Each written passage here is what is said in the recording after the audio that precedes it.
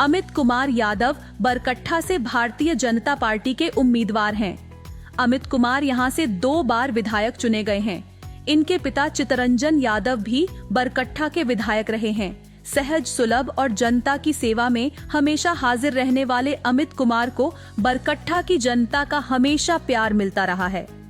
पेश है अमित कुमार यादव से बातचीत के प्रमुख अंश।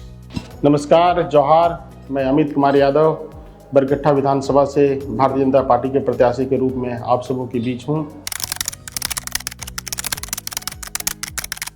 सबसे पहले मैं तो भारतीय जनता पार्टी के सभी नेताओं को, शीर्ष नेताओं को, प्रदेश के नेताओं को और केंद्रीय नेताओं को आभार प्रकट करना चाहता हूं कि भारतीय जनता पार्टी के शीर्ष नेताओं ने एक कार्यकर्ता पर फिर से भरोसा किया है। पिछले 19 में जब भारतीय जनता पार्टी मुझे टिकट नहीं दिया, इसके बावजूद भी, निर्दलीय होने के बाद भी हमने लगातार 5 साल तक पार्टी का सेवा किया। उसी का फलस्वरूप है कि केंद्रीय नेतृत्व का नज़र मेरे पे रहा और मुझे टिकट दिया। जीतने के बाद अगर भारतीय जनता पार्टी की सरकार बनती है तो सबसे पहले हम लोग एक ऐसा उद्योग जहां पे 10-20 हज़ार लोगों को रोजगार मिले, युवाओं को जो सबसे ज़्यादा ठगने का ये सरकार काम की है, उनको अधिक से अधिक कैसे नौकरी दिला पाएँ, उसका हम लोग प्रयास करेंगे। और हमारी सरकार की जो कमिटमेंट है गोगो दीदी के तहत हमारी बहनों को 2100 रुपये हर एक 11 तारीख को जो देने का कमिटमेंट, उसको हम लोग पूरा करने का काम करेंगे। साथ ही साथ सूरजकुंड का विकास, उसके साथ ही साथ क्षेत्र में और भी पर्यटन को कैसे बढ़ावा मिले। हमारे यहाँ नेशनल पार्क, हमारे यहाँ सूरजकुंड, हमारे यहाँ डीवीसी तिलिया डैम, इन सब क्षेत्रों में कैसे अधिक से अधिक पर्यटक आए, यहाँ के लोगों को रोजगार मिल पाए, ऐसा हम लोगों के पास बहुत सारे प्लान है जो अगर हमारी सरकार बनती है तो इन सब विषयों पे हम लोग कार्य करेंगे, तीव्रता से कार्य करेंगे। सामाजिक क्षेत्र और राजनीतिक क्षेत्र में प्रेरणा, चूँकि हमारे फैमिली बैकग्राउंड है, हमारे दादाजी आजीवन मुखिया थे, हमारे चाचा प्रमुख थे, बरकट्ठा के प्रमुख थे, फादर राजनीतिक जीवन से सक्रिय थे, एमएलए रहे। फिर ऐसा दुर्घटना हो गई कि फादर का डेथ हो गया और मुझे फिर से राजनीति में आना पड़ा और उसके बाद से फिर राजनीति में इंटरेस्ट आ गया, फिर राजनीति में सेवा एक भाव आ गया। अब राजनीति ही सब कुछ हो गया। और सबसे पहले तो मैं बता देना चाहता हूँ कि जब पिताजी का राजनीतिक जीवन का सफर था, उस समय मुझे राजनीति से बहुत मतलब अच्छा नहीं लगता था, मैं थोड़ा दूर रहना चाहता इन सब चीज़ से। फिर जब पिताजी का देहांत हुआ, इसके बाद मैं राजनीति में जब आया तो फिर राजनीति को ही एंजॉय करने लगा, राजनीति में ही मन लग गया, सेवा ही भाव हो गया और तब से फिर राजनीति में सक्रिय हो गया। देखिए, हम लोग, आप आज देखे होंगे बरकट्ठा विधानसभा में अगर घूमते होंगे तो बरकट्ठा विधानसभा की एक अजीबोगरीब भौगोलिक स्थिति था। पहले इचाक में, आज जहाँ पे हम लोग खड़े हैं, अगर इचाक वाले को बरकट्ठा जाना पड़ता था तो हम बरही होकर घूम के जाते थे। बरकट्ठा वाले को अगर जयनगर जाना पड़ता था तो हम बरही तिलैया होकर घूम के जाते थे। 3 प्रखंड का, तीनों का अलग अलग दिशा था, कोई एक दूसरे से अटैच नहीं था। काफ़ी मतलब दुर्लभ विधानसभा था ये। हम लोग, हमारे पिताजी जब एमएलए बने तो सबसे पहले इनको जोड़ने का काम किया। हम लोग एक धारा में, आज हम लोग इचाक से घुसेंगे, जयनगर निकलेंगे, बरकट्ठा जाएंगे, चलगुस्सा जाएंगे, चारों तरफ से कम्युनिकेशन हम लोग बनाने का काम किए।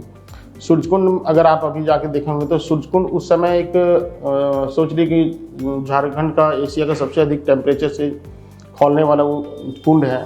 86 डिग्री टेम्परेचर में खौलता है वो जल। तो पहले मात्र वहाँ पे ईटा से वो बना हुआ था, कुंड बना हुआ था। हमारे पिताजी बने सबसे पहले तो उसमें रेनोवेशन का काम किया, टाइल्स, मार्बल, ये सब कराया। अभी हम लोग के माध्यम से वहाँ पार्क का काम हो रहा है। फॉरेस्ट विभाग का करोड़ों का एक पार्क बन रहा है। बगल में एक तालाब था, तालाब का सौंदर्यीकरण अभी हम लोगों के द्वारा हो रहा है। तो बहुत सारे ऐसे हैं। स्कूल हमारे यहाँ बहुत कम थे, आंगनबाड़ी हमारे यहाँ बहुत कम थे, +2 नहीं थे, हाई स्कूल नहीं थे। अभी बहुत सारे स्कूल और +2 हो गया। तो हम लोग जब से बने हैं तब से लगातार बरकट्ठा विधानसभा को आगे बढ़ाने का हम लोग प्रयास करते हैं।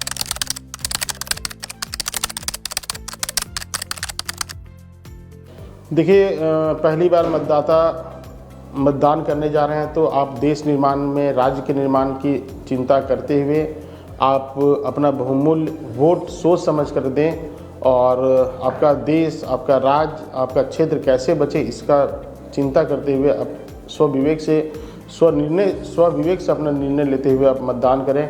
क्योंकि आज की जो हालात है झारखंड की, उसमें सबसे ज़्यादा अगर कोई पीछा जा रहा है तो यहाँ के युवा पीछे जा रहे हैं, यहाँ के विद्यार्थी पीछे जा रहे हैं। आज के दिनों में कोई बहाली फ्रेश नहीं हो पा रही, यहाँ पे नौकरियाँ बेची जा रही हैं, यहाँ पे प्रश्न पत्र बेचे जा रहे हैं, यहाँ पे नौकरियों पे बोली लगी जाती है।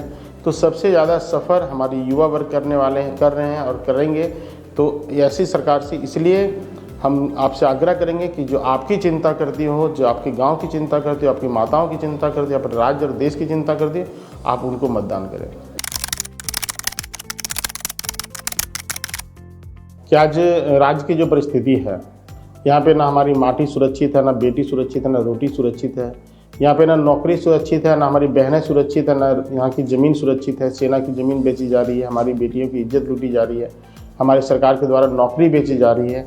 तो ऐसी स्थिति में इससे आगे अगर बढ़ के देखें तो हमारे राज्य की डेमोग्राफी चेंज हो रही है।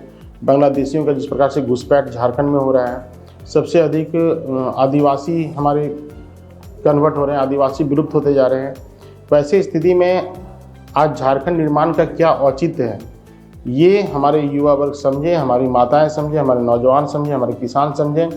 आज अगर झारखंड सुरक्षित नहीं रहा तो शायद भविष्य में और भी नुकसान झारखंड को हो सकता है। ऐसे स्थिति में आपसे अपील है, आपसे आग्रह है, आपसे प्रार्थना, आपसे निवेदन है कि वैसी सरकार जो आपकी चिंता करे, वैसी मोदी सरकार जो हमारी महिलाओं की, हमारी गरीबों की, नौजवानों की, किसानों की चिंता जो करती है, वैसे मोदी सरकार को आप चुनें। ऐसे भारतीय जनता पार्टी की सरकार को चुनें, ऐसी कमल फूल छाप को आप चुनें। बहुत बहुत धन्यवाद।